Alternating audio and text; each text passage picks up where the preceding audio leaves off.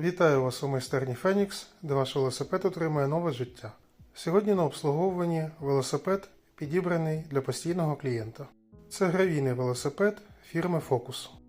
Байк був придбаний за приємною ціною та оснащений групою GRX 400. Буде проведено повне технічне обслуговування, як завжди з мийкою, перебіркою, чищенням, змащенням та правильною збіркою. Подробиці дивіться далі у відео.